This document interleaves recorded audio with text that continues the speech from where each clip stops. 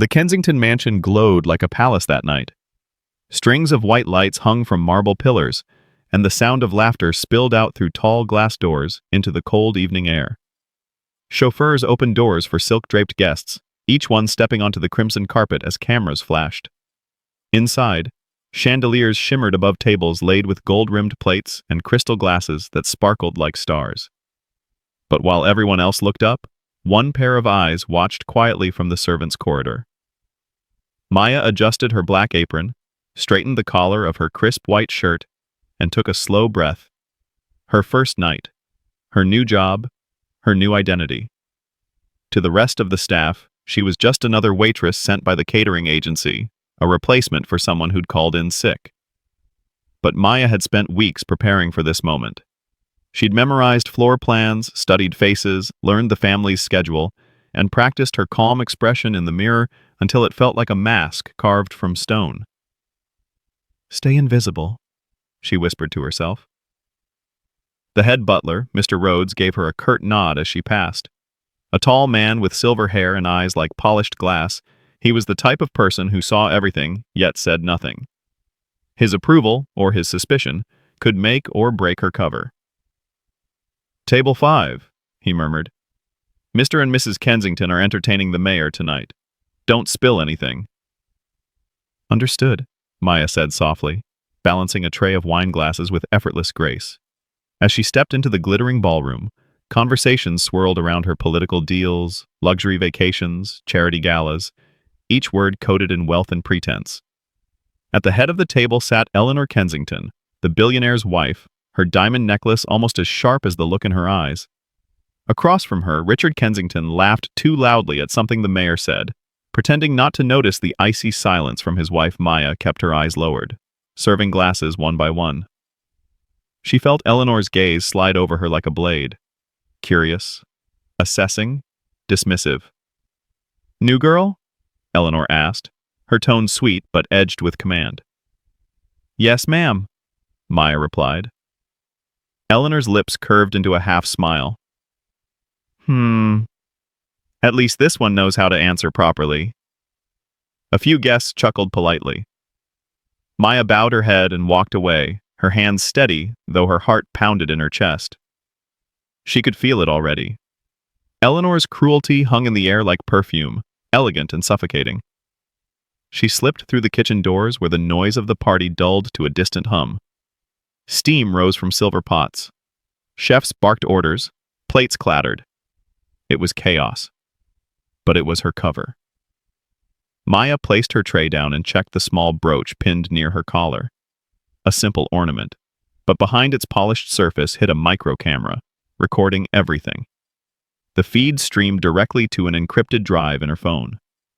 Every conversation, every face, every detail mattered. For weeks, she had followed a single name. Lila Brooks, her sister. The one who vanished after taking a maid's job in this very mansion 2 years ago.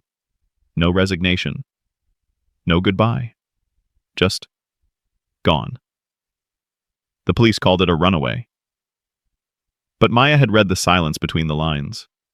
Money had erased the truth. Now she was here to find it. She re-entered the hall carrying a tray of champagne flutes.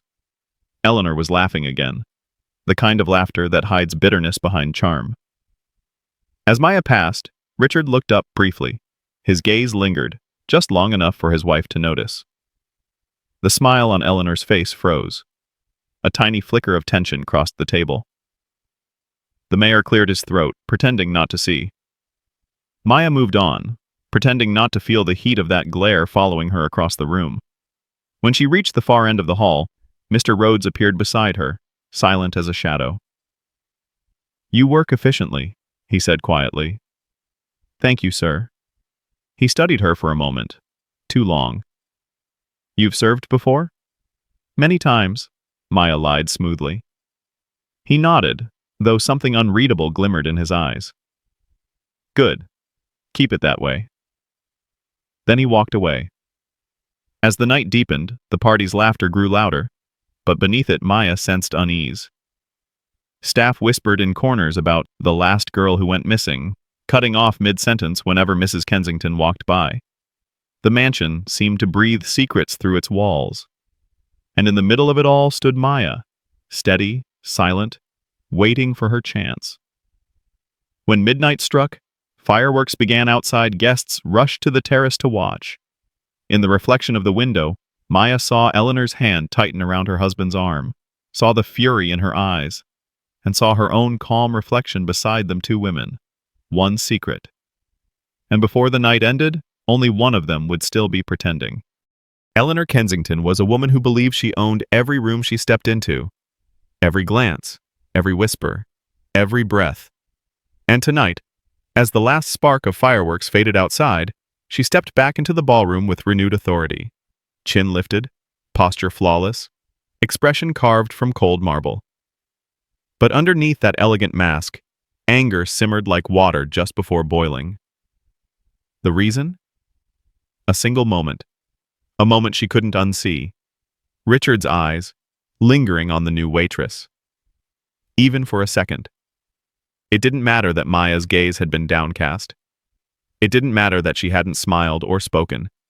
In Eleanor's mind, any woman younger, prettier, or calmer than her was a threat. And threats needed to be crushed. She spotted Maya across the room, carrying a fresh tray of desserts. Something inside Eleanor hardened. Not in my house, she thought. Not in my presence.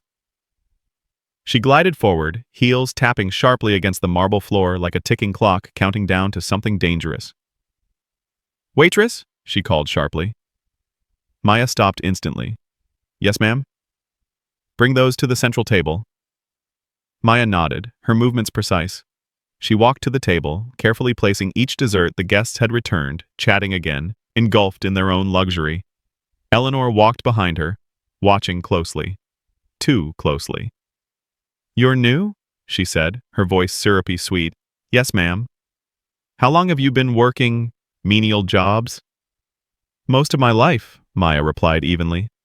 Eleanor hummed, pretending sympathy. "Yes, I suppose people like you start early." The room went still for a moment.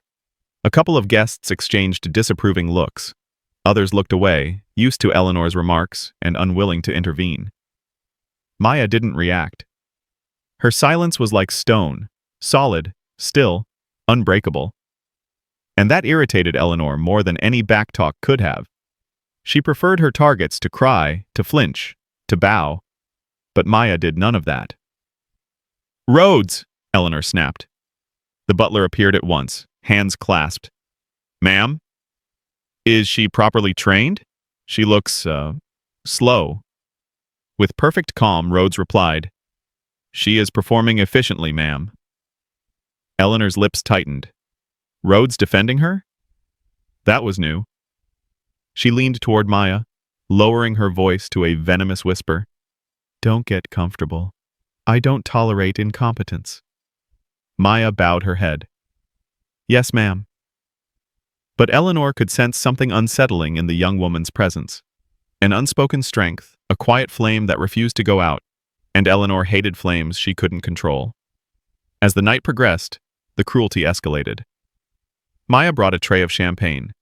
Eleanor blocked her path deliberately, pretending to not see her. The collision was gentle, barely a tap. But Eleanor gasped dramatically as a drop of champagne landed on her bracelet. "Oh, look what you've done!" she exclaimed loudly. Maya froze. "I'm sorry, ma'am." "Sorry?" Eleanor snapped. "This is a Cartier bracelet. It costs more than you'll ever earn in a lifetime." The guests looked uncomfortable. Some stared at their plates. One woman whispered, "She's going too far." But no one dared intervene. Not against Eleanor. Maya calmly offered a napkin. "Allow me." Eleanor shoved her hand away. "Don't touch me." Richard cleared his throat. "Eleanor, that's enough." She spun toward him, her eyes burning. "Are you defending her?" Richard blinked. "I'm asking you not to embarrass yourself." The air turned to ice. Eleanor's cheeks flushed red. Not from shame, but from humiliation. She turned her fury back to Maya, the nearest and easiest target. "You," she hissed, "clean the kitchen stove, and do it properly." Maya nodded. Of course. But as she stepped away, Eleanor grabbed her wrist, not hard, but possessively, marking her dominance. Maya's muscles stiffened. Her eyes lifted for the first time, and their gazes locked. In that fraction of a second, Eleanor felt it. A spark. A challenge. A silent message. I'm not afraid of you. Eleanor's grip loosened involuntarily. She forced her hand away as if burned. Go! She ordered. Maya walked into the kitchen, calm as always, but inside, her thoughts churned Eleanor's cruelty, the staff's fear, the whispers about the last girl who disappeared. Everything pointed to one truth. This house wasn't just wealthy, it was dangerous. And Eleanor wasn't just a cruel woman. She was a gatekeeper of secrets. Dark ones. Back in the ballroom, Eleanor downed half a glass of wine in one gulp. Her hands trembled. Richard approached her quietly. What's gotten into you tonight? She hissed under her breath. You looked at her. For a second, he whispered. I was simply trying to thank her. Don't lie to me. Her eyes glittered with rage. I know that type of girl. They pretend to be innocent until they destroy your marriage. Richard sighed. Eleanor, you're imagining things. Oh, am I? She whispered. Watch me prove it. Something in her tone said. The ballroom was louder now. Violins playing, guests laughing, champagne flowing like water. But beneath the glamour, a tension pulsed through the room, sharp enough to cut glass. Eleanor Kensington stood at the center of it, smiling too hard, drinking too fast, watching Maya with cold fury burning behind her eyes. Maya could feel the tension before she even turned around. It was an instinct she'd learned over years of surviving people far more dangerous than Eleanor, people who smiled with their teeth while sharpening knives behind their backs. She balanced a tray of fresh drinks, weaving between tables with her usual grace. Conversations faded for a moment as a few guests watched her. Not because she was extraordinary, but because she was calm, in a room full of chaos. Calm made people curious. Calm made Eleanor furious. Richard, seated near the center, noticed the storm brewing in his wife's expression. He leaned in. Eleanor, please don't make a scene. This girl is making a scene. Eleanor shot back softly, her voice trembling with anger. Walking around like she owns the place, acting like she's better than us. She's working, Richard said. Nothing more. But Eleanor had already stopped listening. Something deep inside her snapped. A fragile thread stretched too tight. She rose from her seat with the elegance of a queen and the rage of a wounded animal. Every head turned. Waitress, she said sharply. Maya stopped immediately and turned toward her. Yes, ma'am? Come here. Maya approached slowly, tray steady, posture respectful. A few guests exchanged glances, sensing the tension but unsure how far it would go. Put the tray down, Eleanor ordered. You're shaking. I'm not shaking, ma'am, Maya replied softly. Eleanor's lips quivered with rage. Are you correcting me? No, ma'am. Richard murmured. Eleanor. Quiet, she snapped. The music faltered for a moment before resuming timidly, softer now, as if afraid. Eleanor stepped closer to Maya, invading her space. The smell of strong perfume flooded Maya's senses. What's your name? She demanded. Maya, ma'am. Maya, Eleanor repeated slowly, letting the name roll on her tongue like poison. I've been watching you all night. The room quieted. Glasses paused halfway to lips. The air thickened. And I've come to a conclusion, Eleanor continued. You're disrespectful. Maya kept her eyes lowered. I'm sorry if I've done anything wrong. You have, Eleanor hissed. Existing. Gasps rippled through the guests. Maya lifted her eyes. Just a fraction. Just enough to meet Eleanor's gaze. Just enough for Eleanor to see that unshakable calm again. That calm was the final spark. Eleanor turned abruptly and walked toward the open kitchen counter, where chefs had set down a pan still steaming with hot oil. The pan had been resting, cooling, waiting to be used again. No one thought anything of it. No one imagined what she would do. But Maya saw the moment it happened. The moment Eleanor's hand curled around the metal handle. The moment rage overtook reason. The moment the world slowed. "Eleanor, stop!" Richard shouted, rising from his seat. But she didn't hear him, or she didn't want to. She spun around with the pan in her hand, her eyes blazing with a fury she'd hidden behind pearls and diamonds for years. "Let's see how calm you are after this!" she screamed. The room erupted into chaos. Eleanor hurled the pan forward, sending the boiling oil splashing through the air in Maya's direction. Gasps. Screams. Chairs clattering. A woman dropping her glass. The oil hit the marble floor beside Maya, splattering dangerously close. Close enough to sting the air, close enough to make people cry out in horror. But Maya had moved just in time. Precise. Controlled. Almost as if she expected it. The pan clattered to the ground, spinning in a slow metallic circle before coming to rest at Maya's feet. Eleanor froze, chest heaving, eyes wide with a mix of rage and sudden fear. The guests stared at her, horrified. "What have you done?" someone whispered. "What is wrong with you?" Another gasped. Richard's face turned white. "Eleanor, are you insane?" But the entire room fell silent when Maya finally looked up. Her expression was calm, impossibly calm for someone who had just been attacked. Her eyes locked onto Eleanor's with a look so steady, so unafraid, that it made the billionaire's wife stagger back slightly. Then Maya spoke, and her voice wasn't soft anymore. It carried. It echoed. It landed like a blade. "Now I know it's you." Eleanor blinked in confusion. What?" Maya took one step forward. Slow, controlled, deliberate. "You almost did it again," she said, her voice low, but clear.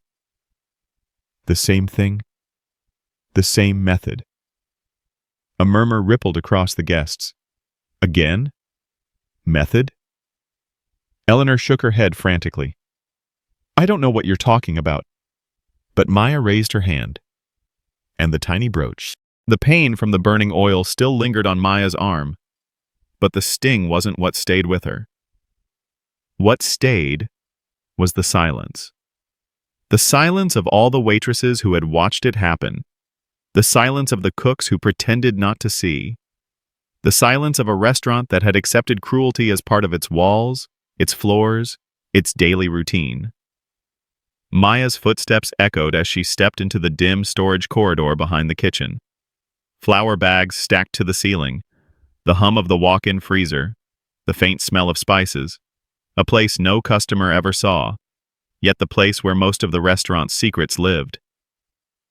Maya leaned her back against the cool wall, closing her eyes for just a second. She needed to breathe. She needed to focus, because what she had come here to do wasn't just about her. It was about every girl who had walked into this place with hope and walked out with trauma. A soft rustle broke the quiet. Maya's eyes opened. Someone was there. Eliza. The youngest waitress, small, pale, always shaking. She stood frozen near the cleaning supplies, eyes red, fingers nervously twisting the corner of her apron. "Maya." Her voice trembled. "Is your arm okay?" Maya pulled her sleeve down, hiding the burn. "I'll be fine." Eliza shook her head. "She could have burned your entire face. She's done this before. She breaks people. On purpose." Maya had known that. She had researched it long before she walked through the restaurant door on her first day, but hearing it from someone living it, someone barely an adult, twisted her heart. "Eliza?" Maya said gently. "Has she hurt you too?" Eliza didn't answer. She just rolled the sleeve of her left arm. Bruises, different sizes, different colors, old ones, new ones. Maya inhaled sharply. How long? Maya asked softly. 2 years, Eliza whispered. She yells. She throws things. One time she pushed me against the stove because I dropped a spoon. Tears filled her eyes. No one ever does anything. Everyone is scared of her husband. He pays people. He hides everything. Maya's jaw clenched. There it was, the confirmation she needed. And your parents? Maya asked. Eliza looked down. They think I'm working in a nice place. I send money home. I can't quit. I can't lose this job. Maya stepped forward and placed both hands on Eliza's trembling shoulders. You're not losing anything. Not anymore. I promise you. Eliza looked confused. Why? Why are you helping me? Why stay here when she hurts you too? Everyone else just leaves. Maya took a long breath. It was time. Time to reveal what no one here knew. Because, Maya said quietly, I didn't come here to be a waitress. Eliza blinked. You didn't? Maya shook her head slowly. I came here on a mission. Eliza stared, the pieces not connecting yet. Maya leaned closer. I work with a private investigative foundation. We expose workplaces where abuse is covered up, where power is misused, where women like Mrs. Harrington destroy lives. Eliza's eyes widened. You're an investigator? A specialized one, Maya said. We go undercover into the worst environments, collect evidence, build cases, and shut people like her down. Eliza's breath caught. Is that why you didn't react when she burned you? Maya nodded. I needed her to reveal her true self on camera, on audio, enough to make a case impossible to hide. Eliza's mouth fell open. Hope flickered in her eyes for the first time. But why this restaurant? She whispered. Maya's voice softened. Because you weren't the first girl to get hurt here, and you won't be the last unless someone stops her. Eliza's eyes filled with a mix of relief and grief, like a girl who had been drowning for years and finally felt someone pulling her to the surface.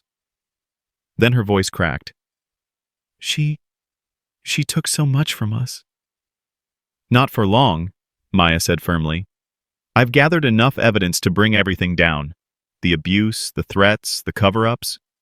Tonight is the night. A shaky breath left Eliza. What do you need me to do? Maya placed a reassuring hand on her shoulder. Just one thing. When the moment comes, don't be afraid. Stand behind the truth. Eliza nodded slowly, courage building in her young eyes. Suddenly, footsteps approached, heavy, sharp. The heels only one person in this building wore. Mrs. Harrington. Eliza panicked. She'll kill me if she hears anything. Maya grabbed her hand and pulled her behind a shelf. Stay quiet, Maya whispered. The footsteps entered the corridor. Mrs. Harrington's commanding voice cut through the silence. Maya, I know you're back here. Maya stepped out calmly. Mrs. Harrington stared at her with narrowed eyes, noticing nothing yet. Neither the hidden bruise on Eliza nor Maya's collected composure. So, she said coldly, you think you can disappear after embarrassing me? After slowing down service? After looking at me with that attitude? Maya's expression didn't change. I went to. The restaurant lights flickered softly as Maya stepped out of the corridor, her heartbeat steady, her mind razor sharp. The burn on her arm hurt. But the mission was more important than pain. The moment she had been preparing for was finally here. The dining room was quieter than usual. No laughter, no clinking of glasses, just tension so thick that even the chandeliers seemed to hold their breath. The staff felt it. Mrs. Harrington felt it. And Maya had planned for it. Mrs. Harrington stood near the center of the room, tapping the edge of a wine glass with manicured fingers. Each tap sharper, angrier than the last. She had been searching for Maya, storming through the kitchen, shouting at the cooks, yelling at Eliza. Now she saw Maya. "There you are," Mrs. Harrington said with venom. "Come here." Maya approached calmly, every step measured. Mrs. Harrington moved closer, her heels clicking like gunshots on the polished floor. "Roll up your sleeve." Her voice wasn't a request, it was a command. Maya didn't move. Mrs. Harrington's eyes narrowed. "Did you not hear me? Roll it up." Maya held her gaze. "No." Silence. Shock rippled through the room. Mrs. Harrington leaned forward, face twisting with fury. "You work for me. You follow my instructions." "Not when the instruction is abuse," Maya replied. A few staff members gasped softly. No one had ever spoken to Mrs. Harrington like that. Mrs. Harrington's smile curled in a cruel, practiced shape. "So you think you're brave now? You think because you got burned a little, you can challenge me?" "You didn't burn me a little," Maya said evenly. "You committed an assault." Mrs. Harrington stiffened. For the first time, uncertainty flickered in her eyes, but it disappeared quickly under the weight of her ego. She laughed, cold, sharp.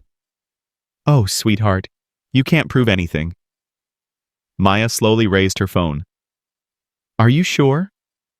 Mrs. Harrington's smirk faltered. Maya tapped a button on her screen, and suddenly, the restaurant speakers crackled. Then a voice played, Mrs. Harrington's voice. "You worthless girl. Maybe burning you a little will teach you how to work properly." The entire room went silent. Forks stopped mid-air. The cooks pushed open the kitchen door. Eliza covered her mouth, tears forming. Mrs. Harrington's face drained of color. "Turn that off!" she shouted. "Right now! Turn it off!" Maya didn't move. She let the recording play. Every single cruel word, every insult, every threat. When it finally ended, the silence felt alive. Mrs. Harrington's voice trembled with rage. You recorded me?" "Yes," Maya answered. "That's illegal. I'll fire you. I'll sue you. You won't do anything," Maya interrupted calmly. Mrs. Harrington blinked. "Excuse me?" Maya turned the screen so she could see it. A small timer was running on the display.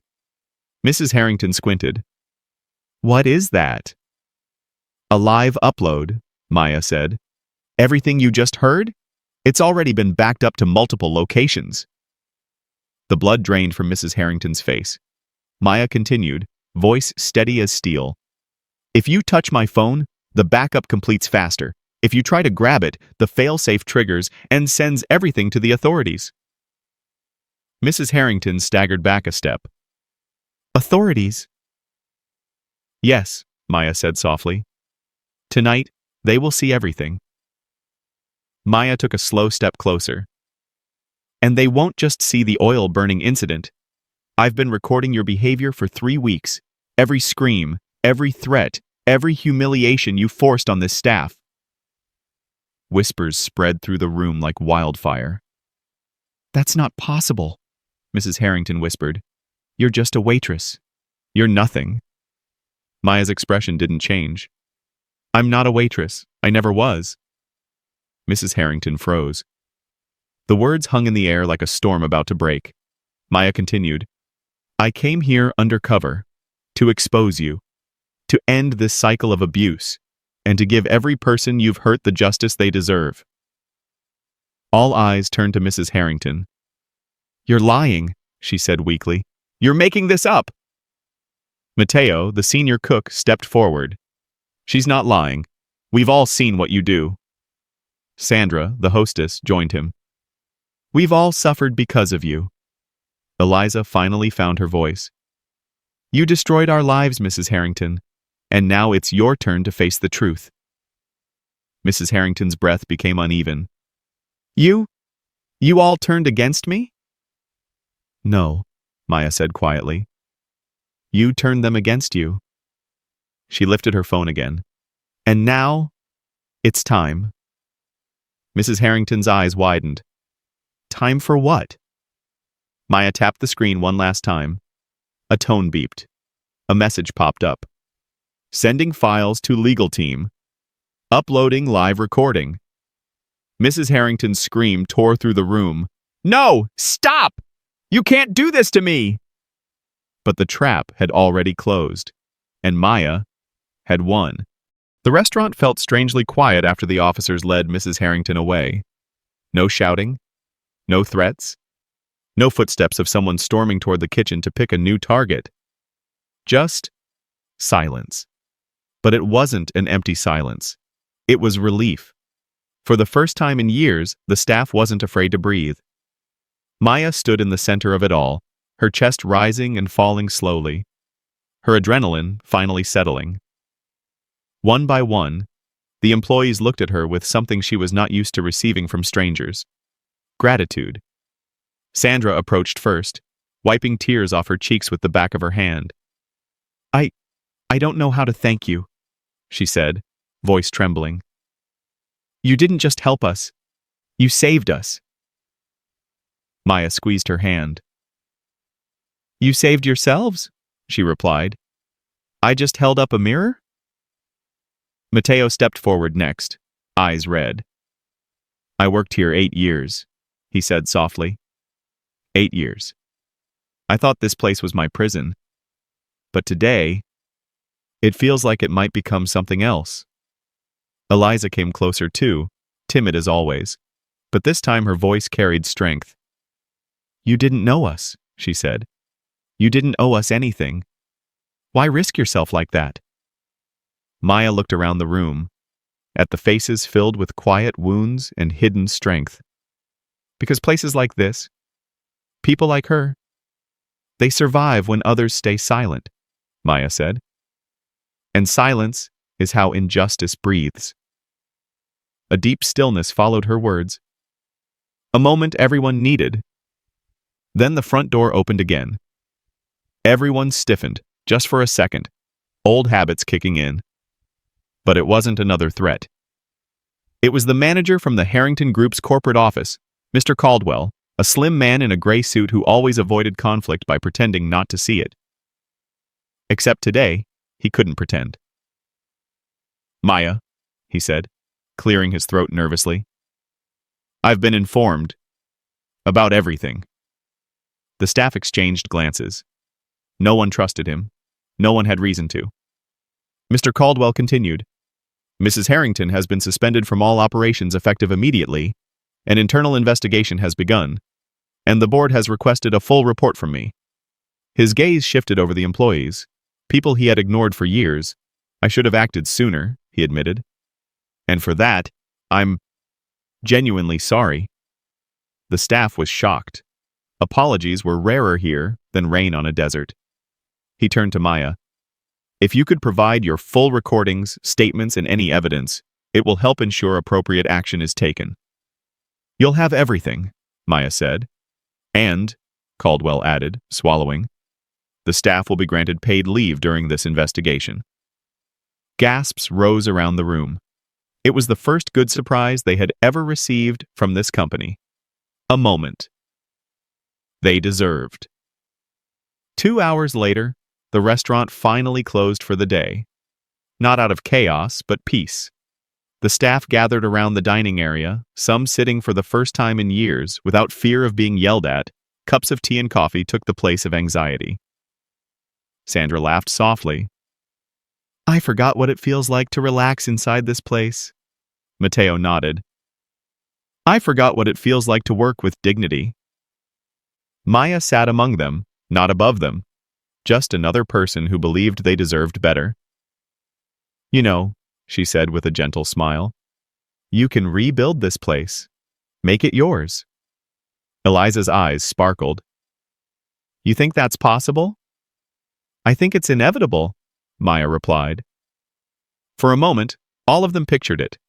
The same restaurant, but filled with warmth, respect, and actual kindness. A place where no one feared walking through the door. A place they deserved. The goodbye. As the sun began to set, Maya collected her things. Her mission was complete. Not because the villain had been exposed, but because the victims had finally found their voices.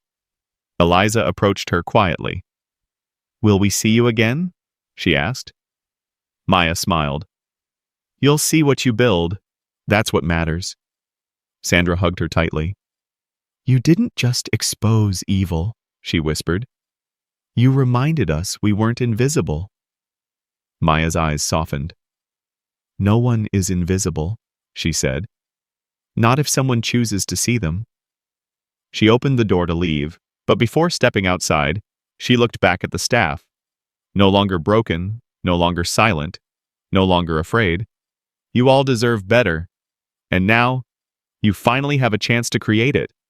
They watched her walk away, each of them silently promising they would never again allow fear to rule their lives. Final message. Outro for video. Sometimes the most powerful heroes are not the ones who wear capes, but the ones who walk into darkness simply to turn on a light. Maya didn't just change one day of their lives, she changed the trajectory of their future. And as for Mrs. Harrington, she finally learned something she had avoided all her life. Power doesn't protect you when you use it to hurt others. Truth does. And truth always arrives, whether you're ready for it or not.